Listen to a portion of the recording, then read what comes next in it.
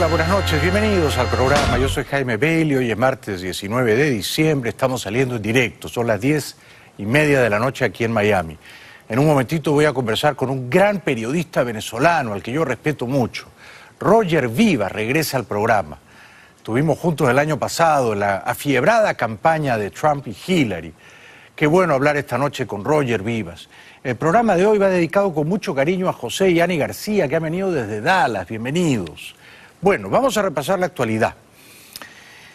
El Congreso argentino, más exactamente la Cámara de Diputados, ha aprobado una reforma en las pensiones, en el monto que cobran los jubilados. Ha sido una batalla política épica para Macri.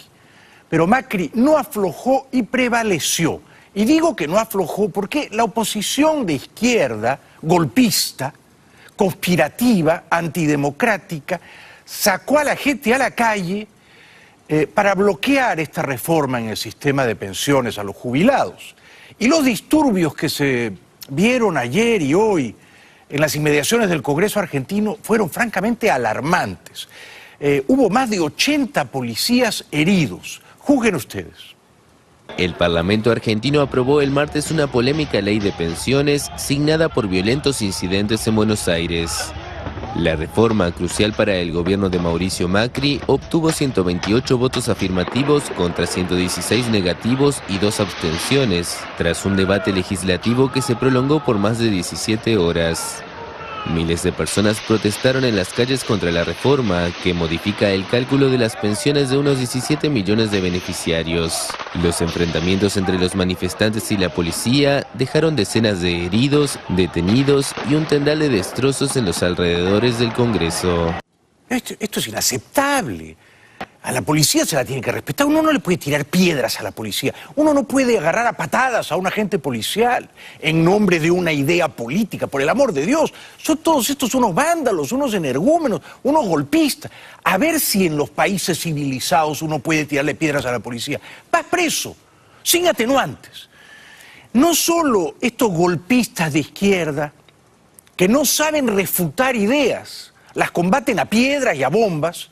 No solo agredieron a la policía, casi lincharon a un periodista de un canal informativo, TN, del grupo Clarín, Julio Bazán. Las imágenes son francamente inquietantes. Agredieron, emboscaron, casi lincharon a un periodista. Es la canalla golpista, neocomunista, antidemocrática argentina. Hay una señora que vocifera, el pueblo. No, señora, no el pueblo. Es usted. Usted no representa al pueblo. El pueblo argentino votó la última vez en octubre. Y el partido de Macri sacó 10 millones de votos. Y el partido de la señora viuda de Kirchner, 5 millones de votos. Ese es el pueblo. Los ciudadanos contados uno a uno. Usted no representa al pueblo, por mucho que grite o tire piedras. Continúan las imágenes de la agresión a Julio Bazán. Terminó con la cara chamuscada, con la espalda lastimada, le pateaban por la espalda. Es gente realmente deplorable, ¿no? Son vagos, ni siquiera son jubilados. Son vagos, es gente que no quiere trabajar. Estos son los partidarios desadaptados de la señora Cristina Fernández. Pero el partido de la señora Cristina Fernández perdió la elección presidencial el año 2015. Su candidato Scioli no mereció el favor del pueblo. Y ahora quieren en las calles torpedear el gobierno de Macri. Lo que ha hecho Macri con las jubilaciones es sensato. En la Argentina el Estado es muy grande. Hay mucha gente que vive del Estado y que no trabaja. Hay 17 millones de jubilados. Lo único que ha hecho Macri es decirles, las jubilaciones se van a actualizar trimestralmente, siempre van a estar por encima de la inflación. La Argentina tiene la octava inflación del mundo, ¿eh? La octava. Venezuela es la primera. Argentina tiene 22-23% de inflación anual, que es mucho. Pero Macri se está ahorrando en esta reforma previsional más o menos 60.000 millones de pesos, que son más o menos 3 o 4 mil millones de dólares. Macri tiene que hacer esos recortes. Duele, es impopular, pero hay que hacerlo. Y en todo caso, el lugar para debatir la idea, para refutar la propuesta, es el Congreso, no son las calles a piedras, ¿verdad? Claro, este señor jubilado dice, me están robando mi dinero, es injusto. pero me parece que se victimiza y que no ve el fondo de la cuestión. Y no se la van a sacar. Los economistas de Macri han demostrado que al final del día los jubilados van a cobrar más. Pero es una reforma necesaria. Bueno, Macri defendió con mucho aplomo. Macri es el presidente legítimo de los argentinos. Yo entiendo que la señora Cristina y sus lunáticos de izquierda neocomunista quieren tumbar a Macri, como se tumbaron a De la Rúa en su día. Ellos sueñan con eso, ¿verdad? Ellos tienen sueños húmedos con que Macri va a huir en helicóptero. No va a huir en helicóptero como huyó De la Rúa. Y Macri es todavía un presidente que goza del respaldo mayoritario de los argentinos. Y estos episodios espasmódicos de violencia no lo van a tumbar. Yo creo en la paz, creo en el diálogo, creo en la democracia y creo que teniendo esos valores bien claros y diciéndonos la verdad es que vamos a construir la Argentina que soñamos. Pero lo que les quiero decir es que toda esa violencia que vimos claramente orquestada la vamos a enfrentar junto a la justicia para entender quiénes son y quiénes han sido los responsables, porque no fue algo espontáneo. Realmente en la Argentina hoy se vive un clima de paz. En la Argentina hoy hay una esperanza sobre el futuro. Yo digo que si la Argentina quiere ser un país serio, y todos los que amamos a la Argentina queremos eso, al que patea a un periodista hay que apresarlo. Al que le tira piedras a un policía y lo deja malherido, hay que apresarlo. La autoridad legítima se tiene que respetar, ¿no? Bueno, Macri dijo también que hubiera esperado que otros políticos opositores deplorasen estos actos de violencia. Y lo que pasó ayer, insisto, no se puede naturalizar. Y por eso me sorprende no haber escuchado mayor condena por parte de líderes de la oposición, de dirigentes importantes, a que se agreda de semejante manera a nuestros policías. Los policías son también argentinos. Mi solidaridad con Julio Bazán, el periodista de TN agredido, con los policías cobardemente agredidos, y por supuesto con el gobierno de Macri, que está haciendo las cosas más o menos bien. No es un gobierno perfecto, pero va bien encaminado. Quiere que Argentina sea como Chile, como Uruguay, un país serio, no como Venezuela. Vamos a Venezuela. El vicepresidente Tarek El Aissami, yo creo que en un momento en el que no midió bien sus palabras, reconoció que la situación en Venezuela es catastrófica, es un desastre. ¿Quién provocó todo este desastre? ¿Nosotros o esta derecha y la oposición venezolana? Es una cosa que no tiene precedentes.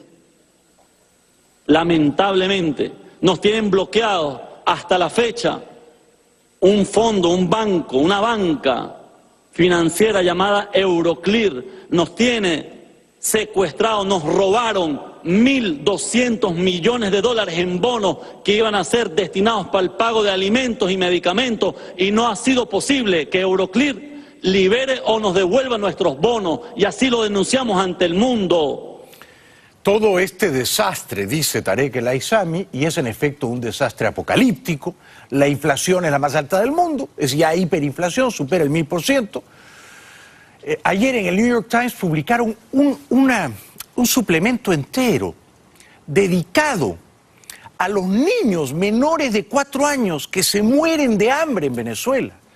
Pero una investigación periodística en 21 hospitales públicos. Niños menores de 4 años. Uno veía las fotos de niños cargando ataúdes blancos con niños menores de 4 años muertos de hambre, famélicos, desnutridos adentro. Era una cosa increíble. Esta es la Venezuela socialista bolivariana de Maduro, y Maduro le echa la culpa a los traidores. Hay gente que con el petróleo a 100 les gusta el cargo, el carguito. Vení, nombrame pues, presidente de no sé qué cosa, con el petróleo a 100. Pero con el petróleo a 20 se declaran opositores o traidores. ¿Cuántos traidores hay por ahí? A cada traidor que salga, el pueblo al frente con su lealtad y su amor. Basta ya de traidores, basta ya de traiciones. Este pueblo está cansado de traidores. Bueno, hoy ocurrió algo muy bueno en Venezuela, ¿no? Muy bueno. Óscar Pérez, el policía, el valiente policía que aquella vez robó un helicóptero, ¿recuerdan? E hizo un vuelo sobre instalaciones del gobierno de la dictadura venezolana, capturó un cuartel de la Guardia Nacional en San Pedro de los Altos, robó decenas de fusiles y dio una lección de gallardía y de espíritu cívico a los guardias allí apresados.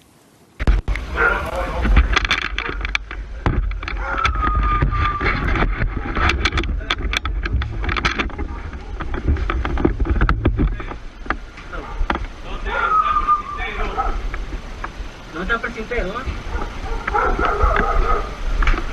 Mira, haga. Apoya amarrado. Óscar Pérez, apodado Rambo, los llamó traidores y los exhortó a defender al pueblo venezolano. Eva, mirar aquí.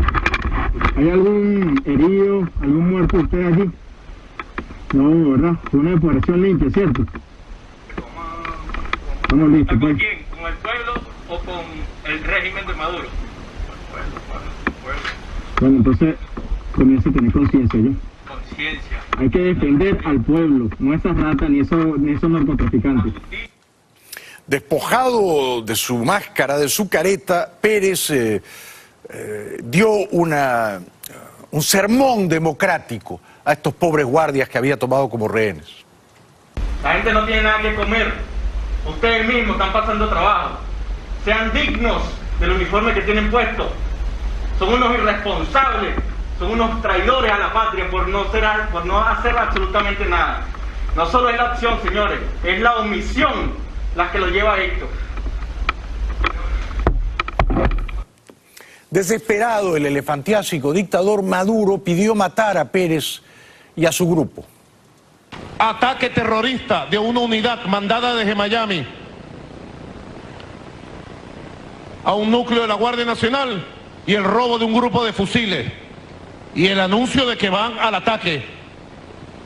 Donde se aparezcan, le he ordenado a la Fuerza Armada plomo con los grupos terroristas, plomo con ellos, compadre. Tolerancia cero con los grupos terroristas que amenazan con armas la paz de la República. Plomo a los grupos terroristas.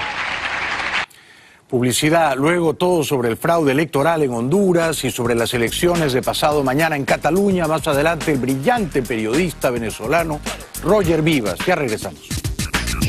Bienvenidos de vuelta, estamos saliendo en directo, es el martes 19 de diciembre, pasado mañana jueves vamos a ver si el Congreso peruano destituye a Kuczynski y vamos a ver si el independentismo vuelve a ganar en Cataluña, ojalá que no. Pero hoy Marcelo Odebrecht, uno de los hombres más poderosos de Brasil, regresó a su casa, aunque bajo prisión domiciliaria. El empresario Marcelo Odebrecht, implicado en el mayor escándalo de corrupción de la historia de Brasil, salió el martes de la cárcel luego de 2 años y medio tras las rejas. Ahora cumplirá el resto de su sentencia de 10 años en régimen de prisión domiciliaria. Usará una tobillera electrónica y no podrá salir de su mansión del barrio de Morumbí, donde viven su esposa y sus 3 hijos. El empresario de 49 años fue encarcelado en 2015 como parte de las investigaciones del Lava Jato, acusado de pagar sobornos a decenas de líderes políticos en todo el mundo. Hoy martes, el semanario peruano Hildebrand en sus 13, dirigido por el más influyente e inteligente periodista peruano César Hildebrand, ha denunciado que el presidente Kuczynski, el año 2006, a pocas semanas de dejar el cargo de primer ministro del presidente Toledo, gran ladrón, conspicuo ladrón que se vendió a Odebrecht por $20 millones, Kuczynski, que ya sabíamos que le había cobrado a Odebrecht como $782.000, siendo ministro de Economía y primer ministro de Toledo, cobró otros $300.000 a mediados de julio de 2006. Kuczynski, por supuesto, dice que no sabía nada y que todo ocurrió a sus espaldas, pero no son muchos quienes le creen. Él dice que no sabía nada, que no se enteraba. La plata entraba a su cuenta, él retiraba la plata de su cuenta, pero no sabía de dónde venía la plata. Es muy probable que pasado mañana lo destituya al Congreso peruano. Bueno, en Honduras el presidente Hernández, Juan Orlando Hernández, que amañó la elección, ¿no? la vició, burló la Constitución que le prohibía reelegirse, agradece, dice, es su caradura profesional, desde el fondo de su alma al pueblo que volvió a confiar en él. El reelecto presidente hondureño Juan Orlando Hernández llamó el martes a la oposición a un diálogo para alcanzar un acuerdo nacional. El Tribunal Supremo Electoral lo declaró el domingo ganador de las elecciones del 26 de noviembre, tras un conteo que despertó dudas entre opositores y observadores internacionales. Sí es momento de agradecer desde el fondo de mi alma a todos aquellos ciudadanos que confiaron en mí, que me apoyaron decididamente, a pesar de la intimidación que ejerció el crimen organizado, las maras y otro tipo de delincuencia. Es probable, sin embargo, que este señor político profesional no tenga alma. La OEA pide nuevas elecciones, pero Hernández, con un cinismo absolutamente blindado, dice que el pueblo ya habló. Compatriotas, en el pueblo reside la soberanía popular. El pueblo hondureño ha hablado. El pueblo ejerció su derecho a elegir de manera libre y secreta a sus gobernantes. A quienes participamos en la pasada contienda electoral, solamente nos queda acatar la voluntad popular expresada libremente. Bueno, es un chiste este señor, ¿no? Porque el pueblo habló, bueno, pero no se sabe bien lo que al pueblo habló, lo que se sospecha es que este es el ventríloco, ¿no? Bueno, el candidato perdedor, Nasrallah, que está en Washington, dice, por supuesto, que no hay que reconocer a Hernández. La OEA pide nuevas elecciones. Y por lo tanto, no otorgar reconocimiento a un nuevo periodo presidencial del señor Juan Orlando Hernández. Asimismo, que se suspenda la ayuda externa a un gobierno inconstitucional. Bueno, el amigo Nasrallah, que es un personaje de la tele hondureña, se parece mucho a Claudio de Kendall Toyota, dice que Juan Orlando dirige, encabeza una mafia, un gobierno cleptómano de ladrones. Pero cada día aparecen más robos, porque el robo fue monumental, y tan monumental que justamente les decía yo ayer a los del Departamento de Estado, por eso es que todo el país está en la calle. Bueno, Cataluña. Pasado mañana, jueves, no digo los catalanes, los habitantes de Cataluña, entre los cuales hay muchos españoles que no son catalanes, van a votar. Vamos a ver si los independentistas vuelven a sacar mayoría. El expresidente Zapatero está en contra de la independencia de Cataluña y dice que la idea no es viable porque no hay ningún país del mundo que quiera reconocer a Cataluña como república independiente. Porque la realidad es que el gobierno de Cataluña dejó de ser gobierno de Cataluña. Se abdicaron de su responsabilidad y, como he dicho en alguna ocasión, se fueron a buscar una república. Pero había ya un vacío en el ejercicio de su responsabilidad como gobierno de Cataluña, gobierno de una comunidad autónoma, y fueron en busca, insisto, de una república, de algo ya no solo de una quimera, sino de algo que, como se ha demostrado, y me parece que es lo más relevante de todo lo que hemos vivido, ningún país del mundo se ha tomado en serio. Y cuando decimos ningún país del mundo es mucho decir. Entre tanto, el presidente Rajoy, que es un hombre serio, que a lo mejor es un poco aburrido, pero es un hombre de Estado, es un hombre serio, confiable, predecible, pidió el voto por el Partido Popular. Sin embargo, el Partido Popular no va a sacar más del 5 o 6% en Cataluña, o sea que no va a ser una jornada muy positiva para ellos. Sé que muchos habéis sufrido con la fractura causada por la irresponsabilidad de algunos. Sé que además la economía catalana está pagando muy cara la factura de tanta deslealtad y de tanto aventurero. Pero yo puedo aseguraros que podemos cerrar la herida de la ruptura llenando las urnas de votos. Los dos partidos más votados, según todas las encuestas, pasado mañana en Cataluña van a ser Ciudadanos de Albert Rivera, que está en contra de la independencia, y que es una especie de derecha moderna, liberal, y desde la izquierda, izquierda republicana en catalán, cuyo jefe y candidato a presidente, Oriol Junqueras, está preso. Era el vicepresidente de Puigdemont. Sus partidarios le visitaron en la cárcel en las afueras de Madrid. Quedar configurado el Parlamento catalán el jueves por la noche. Fíjense, a la izquierda hay tres grupos a la izquierda. Esos son los tres grupos independentistas. ¿Ah? Si uno suma esos tres grupos son 70 diputados, que es casi la mayoría. ¿Ah?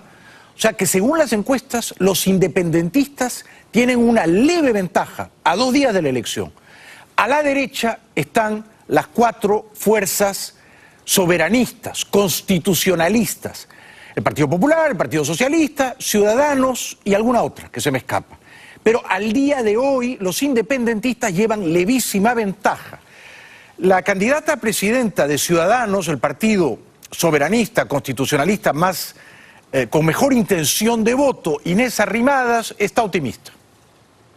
Pero estamos muy cerca de poder cumplir un sueño, porque esta pesadilla del procés va a tener una fecha histórica. ¿Os acordáis de todas las fechas históricas que hemos tenido en el procés?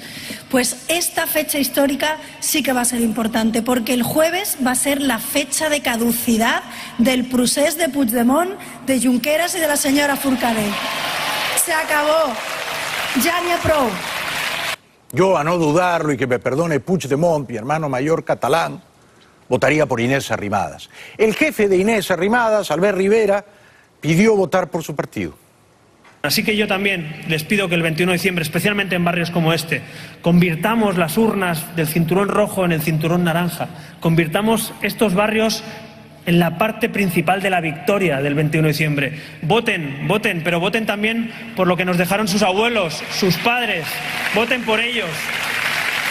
Es hijo de una familia muy humilde, se ha hecho solo Rivera y algún día puede llegar a ser presidente de España.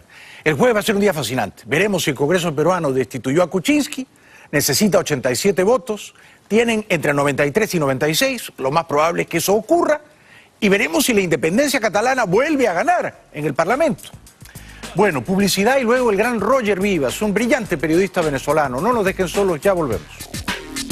Bueno, para mí es un gran placer recibir esta noche a Roger Vivas, un brillante periodista venezolano. Bienvenido, querido Roger, ¿cómo estás? Un abrazo, qué bueno estar contigo de nuevo. Igualmente. Bueno, primera pregunta. En abril o mayo yo pensé que Maduro caía este año, no cayó. ¿Por qué no cayó? Bueno, como tempranamente hemos venido denunciando, no cae ni va a caer, porque en Venezuela, a ti no te gustó cuando te lo dije en una oportunidad, me dijiste no seas tan duro con Capriles y con esa oposición. Sí, tú lo criticabas duramente, yo lo salía a defender. Y creo que, y ahora tú como siempre muy honesto, has reconocido que como que hay mucho desierto. Mientras esa oposición, que yo sigo calificando de traidora, apátrida, formada para jugar ese papel, esté allí, no tenemos mañana. Ahí está en República Dominicana negociando. ¿Tú crees que Capriles es un traidor? Sí, claro, por supuesto. No es una palabra muy dura para calificar. No lo es, porque no puede haber fraude. Fraude es cuando tú y yo vamos a una competencia en buena lid y tú me haces trampa. Pero cuando tú me dices, Roger, necesito que vayas conmigo, pero este es el papel que vas a jugar, y yo lo juego, aparte de traidor, mucha cobardía, por supuesto. ¿Qué piensas de Leopoldo López? Leopoldo, qué triste papel. O sea, que alguien me explique cómo es posible que el día que Leopoldo, entre comillas, se entrega, el que le sirve de chofer es Diosdado Cabello. Lo monta en su vehículo, se despide y lo lleva a la cárcel con mucho cariño. El cálculo político fue el mismo de Capriles. Capriles se deja meter preso o acuerdan aquello durante 3 meses, lo victimizan y lo hacen candidato, lo utilizan, ¿no? O sea, Maduro ha usado a Capriles. Sí, y a Leopoldo y a todos. Y a Leopoldo también. Y a Leopoldo también. O sea, Leopoldo te ha decepcionado. Es que el problema es que allí yo prefiero alabar y hablar de la gran oposición que es el pueblo venezolano. Pero esa gran oposición... Los que entregaron la vida. Ya, yo también. Pero estos... Admirables. Estos son negociantes, estos son individuos permanentemente sodomizados políticamente por el régimen. Sodomizados políticamente. Sí. Mira, es una expresión tremenda la que has usado. Tremenda, pero si en el contexto de lo que quiero decir, efectivamente se entiende, es así, porque lo permiten. O sea que Maduro sodomiza a Capriles y a Leopoldo López a tus ojos. A la Mesa de Unidad Democrática, a la mesa de toda, a todos ellos, incluyendo la Mesa de Unidad Democrática aquí en Miami, que imperdonablemente, porque estamos en el exilio, imperdonablemente, al día de hoy todavía, deja ahí un resquicio diciendo, bueno, es cierto, son unos criminales, una narcodictadura, pero tenemos que seguir por el camino democrático. Sí, hay que hablar con ellos, hay que sentarnos a hablar con ellos. ¿Qué piensas de Ramos Salub? El peor de todos, si se quiere. Ramos, ¿por qué? Óyeme, Ramos fue el jefe de mi fracción parlamentaria. ¿Fue tu jefe? Sí, como no político, cuando yo fui diputado. ¿Y era un jefe que no te caía en gracia? No, al contrario. Él una vez me abrazó cuando yo fui a... O sea, eran amigos. Yo diría que me apreciaba y gustaba de mi trabajo político, y me abrazó y me dijo, te felicito, te ganaste la candidatura. ¿Y por qué ya no confías en él? Porque él siempre fue un autócrata. En Venezuela, esos partidos políticos, en Ramos Salub, no hay diferencia entre él y Maduro y Chávez. ¿Tú crees que es un pequeño dictador encubierto? ¿Por qué crees tú que tiene casi 20 años siendo el jefe del partido? ¿Va a ser candidato presidencial? Yo creo que ya no, aunque fue el seleccionado, no es que... A Maduro le conviene que sea Ramos Salub. Bueno, cualquiera de ellos, porque ¿a qué van a jugar? En Venezuela no hay elecciones, hay votaciones. Sí. Ahí no se elige nada. Es una buena precisión. Claro, votan. ¿Y por qué las protestas callejeras que duraron 4 meses y cobraron la vida de más de 150 personas, por qué fracasaron? Porque las abortaron. ¿Qué haces tú con estos pobres muchachos? Y les envío un abrazo fuerte a mis gochos. Yo soy gocho.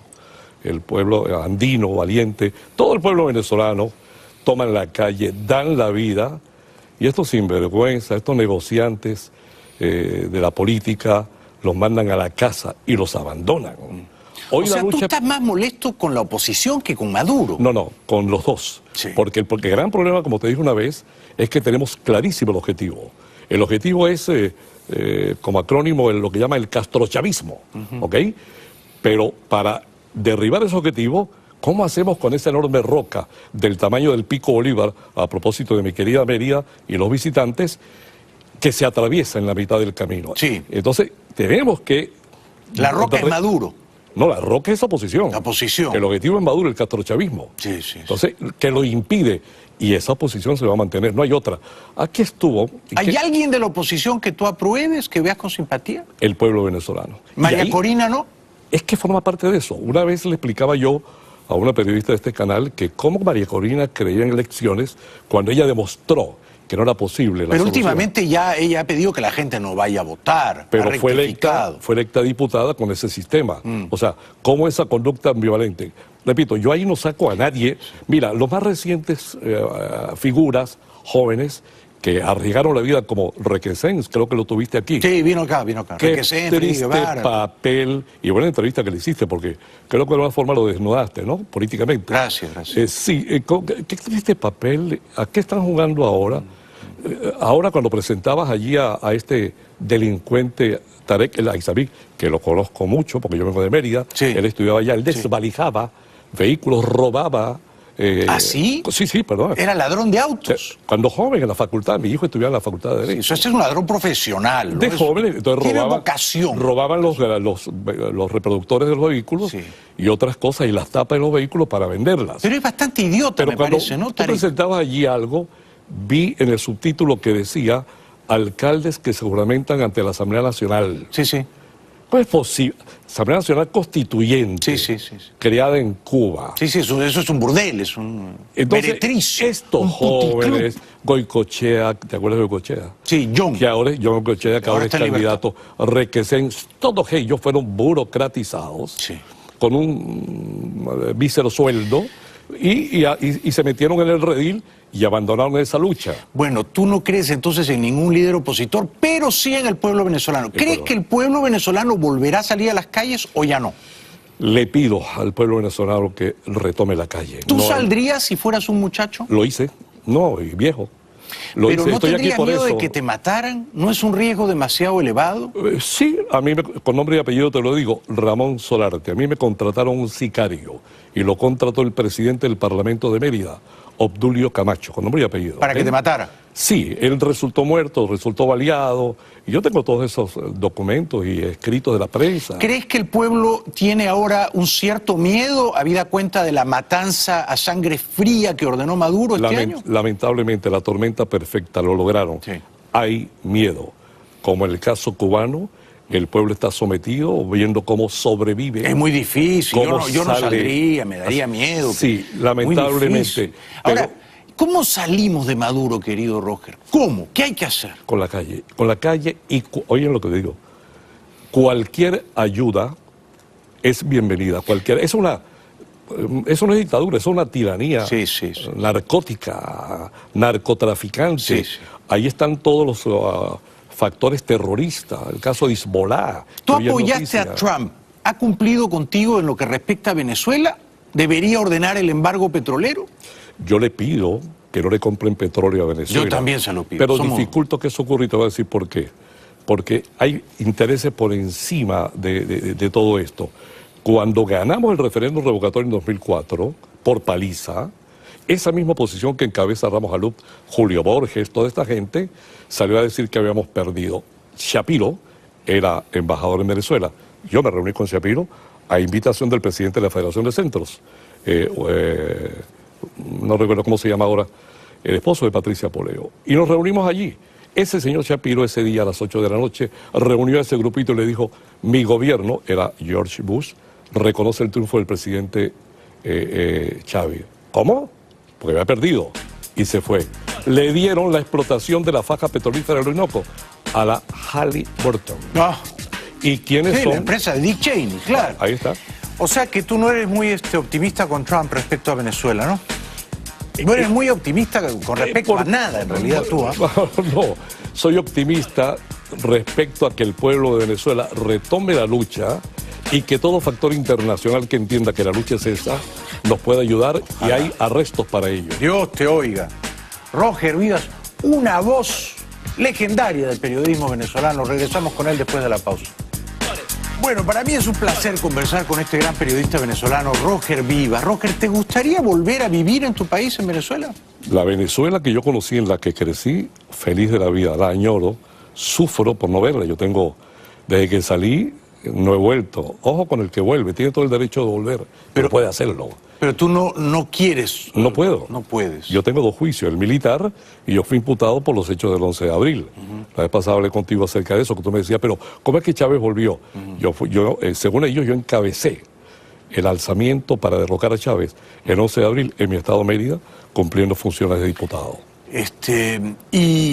Pero si no tuvieras esas, digamos, persecuciones judiciales, ¿volverías? Volvería, encantado de la vida, a dar esta pelea, a dar esta lucha. ¿Te gustaría volver a la arena política? Por supuesto, a mí me gusta. Yo soy periodista, pero de periodista terminé esto y a mí me gusta. Yo no lo oculto. Yo no ando como el politiquero hablando de que yo soy antipolítica. No, a mí ¿Entrarías en política? Por supuesto. ¿En qué partido? Este es político lo que estamos haciendo tú y yo de alguna manera. Todo es política. Esto es conspirar, esto es intrigar, esto es opinar. Sí. ¿Con quién te juntarías? No, eso es soñar. Despierto. En estos momentos no es posible hablar de eso. No es posible. No se trata de crear cuadros ni grupos para ver cómo... No. Hay que derrocar al régimen narcotraficante, militarista de Venezuela. Sobre eso es lo que hay que hablar. Yo quisiera decirle a Antonio, lo llamo Antonio porque... Antonio Ledesma. Antonio, ¿Es tu amigo? Lo saludé. Sí, claro que sí. No comparto muchas cosas con él. Quisiera decirle a Antonio que el discurso debe ser este. Sí. Y él lo sabe. Y María Corina lo sabe. Y todos lo saben. ¿Es imposible que el alto mando militar le dé un golpe a Maduro? Ahí no quedó absolutamente nada. Pero si les hiciéramos una oferta monetaria imposible de rechazar... Es muy difícil que un general aguante un cañonazo de $1 millón. Por eso, se rinden. Pero... Si Maduro les paga uno, hay que ofrecerles 10 para que traicionen a Maduro. Pero ellos están altamente comprometidos ya están siendo aquí señalados por el Departamento de Estado. Sí, sí. Y eso fue depurado tempranamente. Y lo poquito que quedó fue pasado al retiro. Y está muy espiado, muy vigilado por la inteligencia cubana. Controlado totalmente. Pero yo insisto en que habría que hacerles una oferta a esos generalotes. A lo mejor la consideran, ¿eh? Yo no pongo nada de aspiración en militares. No. Los militares que yo conozco en mi país, no. Hay excepciones, algunos están en el exilio, ¿no? Pero lo que hay allí, yo no apuesto ahí a nada. Pero lo que hay ahí es lo que cuenta, con ellos tenemos que arreglarnos. Puede darse. Eso es impredecible. Sí. Que, oh, Dios nos iluminó algún pero día. hay que estimularlos. ¿De qué manera, Jaime, se puede estimular a esa gente? ¿Y tú crees que no están sobreestimulados? Una bolsa de bitcoins. Pero es que ya no les caben las bolsas. No, hombre, porque no, tienen ellos demasiadas. están vendidos a Maduro. Hagámosles una oferta mejor. Bueno, yo creo en la oferta y la demanda. Mira, son los dueños... El libre mercado. Estos son generales corruptos. Mira, ¿okay? ¿Cuánto les paga Maduro? $1 millón. Vamos a ofrecerles 10. A lo mejor se voltean. No, pero qué mayor oferta si son los dueños del país. Controlan habrá que negociar PDVSA. con ellos, habrá que decirles que, en fin, no irán a la cárcel, en fin, habrá que usarlo. Además de que son los dueños del país, ¿qué más estímulo económico que ese? Son cobardes y saben muy bien, creo que te lo decía antes, que cada uno de ellos duerme con un miembro del G2 cubano debajo de la cama. Ellos lo saben. ¿Sí? Sí, lo pongo un poco exagerado, pero es así. Pero, o sea, que tú crees que el golpe militar es una fantasía, yo estoy acá delirando, eso no va a ocurrir. Es una fantasía en estos momentos. No hay apresto militar que permita, y además mucho menos voluntad popular, ni figuras militares que permitan soñar con eso. Yo acompaño cualquier acción militar de cualquier naturaleza con tal y de poner unas eso. elecciones en 3 meses. Sería una maravilla. Pero tu propuesta de salir a la calle y tumbar a Maduro es igualmente fantástica. No va a ocurrir. Sí, tienes un poco de razón. ¿No? Cuando hablo de salir a la calle, es que estoy retomando que las evidencias más claras de que era posible se dieron. Y se dieron. Este es mi plan, a ver si te gusta. A ver. Trump tiene que decretar un embargo petrolero. Maduro vive de los dólares de Estados Unidos. 32, 33 millones de dólares diarios. Si Maduro deja de tener esa caja chica, Maduro no les puede pagar a los militares. Si los militares, tú les debes una quincena, 2 quincenas, mes y medio, 2 meses, lo van a mirar a Maduro con otra cara. En ese momento les haces una oferta. A Padrino López y a los 20 que mandan. ¿Están mal pagados? ¿No cobran su quincena? ¿Quieren ponerse al día? Bueno, plíguense con nosotros. Pero hay que conspirar con dinero, Nelson, con dinero. Al mundo lo controla el poder económico. Sí. Cuando dije hace un momento que la Halliburton, sin licitación, por reconocer el triunfo de Chávez, ganó la franja del Orinoco. Esos intereses no los veo tocables. Claro, sí. Entonces yo no coqueteo con esa vía. No. No. No te puedo convencer, no sé qué otro argumento usar. ¿Te gustaría que Trump hiciera la carta Panamá-Noriega? No va a ocurrir, pero ¿te gustaría? Acabo de decir, creo que en 2 oportunidades, que cualquier ayuda bienvenida sea. Cualquiera. Pero perdóname, allí perfecto. La carta Panamá está perfectamente graficada allí. Es un dictador aliado con el narcotráfico. Totalmente. Y más grave aún, estamos hablando de lo que significa para la región. Pero hay otro pero mucho mayor todavía, más grande que el pico Bolívar. El factor Cuba. Sí. El Castro-estalinismo internacional. Sí. Cuba, China, Rusia, los verdaderos propietarios de Venezuela. Acaba de ir Maduro. Vamos a hacer una apuesta. Dime. Estamos en diciembre de 2017. A ver. Diciembre de 2018. Primero vamos a ver si este programa está en pie, ¿no? Estamos siendo optimistas, ¿no? Diciembre. 20 de diciembre, 19, 20 de diciembre de 2018. ¿Maduro está en el poder en Venezuela? ¿Sí o no? Desgraciadamente, el Castro-estalinismo internacional va a seguir en el poder. Sí. O sea, sí. Anótalo hoy.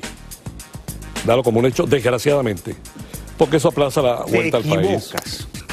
19 de diciembre de 2018. ¡Atención! Dios te oiga. Estoy penetrando en el futuro. Maduro no está. Aquí estaré yo contigo ese día para llorar. Nos vemos en un año. Un año. Felices Espero fiestas, que más Nelson, temprano. querido. Feliz Navidad. Felices fiestas, Roger, querido. Feliz Navidad. Bueno, nuevamente gracias a José y a Ani García que vinieron desde Dallas, están encantadores. Mañana viene Mauricio Pasariello, un brillantísimo analista político. Gracias por hoy, buenas noches, hasta mañana.